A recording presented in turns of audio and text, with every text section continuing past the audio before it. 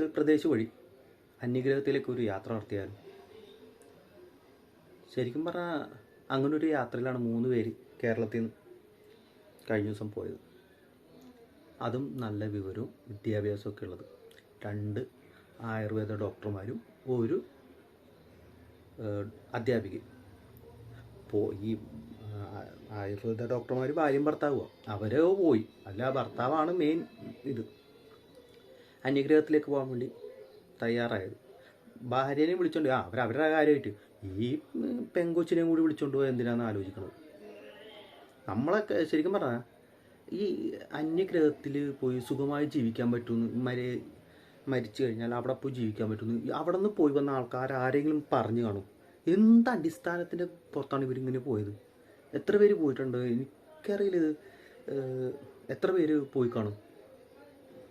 നിങ്ങൾ കൂട്ടുകാരന്മാർ അങ്ങനെ പോയ ആൾക്കാർ ആരെങ്കിലും ഉണ്ടെങ്കിൽ എൻ്റെ പരിചയ വീഡിയോ ഉണ്ടെങ്കിൽ ഒന്ന് കമൻറ്റ് ചെയ്യണം.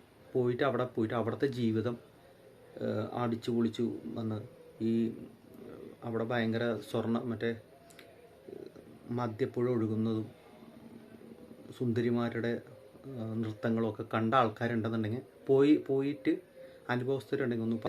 ഞാനൊക്കെ പള്ളിയിൽ പോവും, ഞാൻ പള്ളിയിൽ പോവും, ഇല്ല അമ്പലത്തിലൊക്കെ കാണാൻ നേർച്ചയ്ക്ക് ഇടും. അത് 1 രൂപ നേർച്ചിട്ടിട്ട്, ഇല്ല 1-2 രൂപയുടെ നേർച്ചിട്ടിട്ട് ഒരുപാട് ആവശ്യങ്ങൾ പറയും. മനസ്സിലായില്ലേ? ഒരുപാട് ആവശ്യങ്ങൾ പറയും. പുള്ളി കേൾക്കാതിരിക്കും, അത് വേറെ വിഷയം. എന്നാലും ഒരുപാട് ആവശ്യങ്ങൾ പറയണ എൻ്റെ അടുത്തൊക്കെ വന്നിട്ട് നമുക്ക് അരുണാചൽ പ്രദേശ് വരെ പോയാൽ മതി, ഇവിടെ നിന്ന് പോയി കഴിഞ്ഞാൽ നിൻ്റെ എല്ലാ ദൂരത്തും പോകുന്നതൊക്കെ പറഞ്ഞ ഒരാൾ വന്നു കഴിഞ്ഞാൽ നിങ്ങളിൽ എത്ര പേര് അങ്ങനെ പോകും?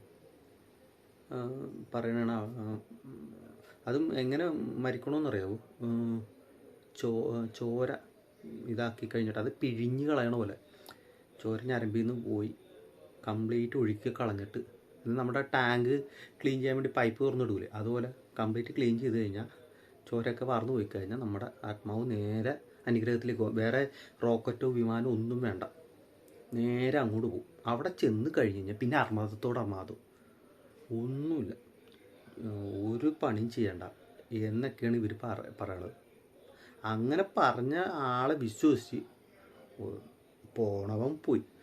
നീയും പാടി, നീ എൻ്റെ ഭാര്യ, നീ നമുക്ക് ഒരുമിച്ച് പോവാം എന്നും പറഞ്ഞാൽ അവളെയും വിളിച്ച്. അപ്പം ചേട്ടാ ഞാൻ ഒരു കാര്യം ചെയ്യാം, എൻ്റെ ഒരു കൂട്ടുകാരിനെയും വിളിക്കാം, 10-27 വയസ്സുള്ളതാണ്, അവളെയും കൊണ്ടുപോകാം, എന്തായാലും പോകണല്ലേ, നമുക്ക് അവളെയും കൊണ്ടുപോകാമെന്നും പറഞ്ഞ് അങ്ങ് പോണ ആൾക്കാരൊക്കെ എന്ത് പറയാൻ?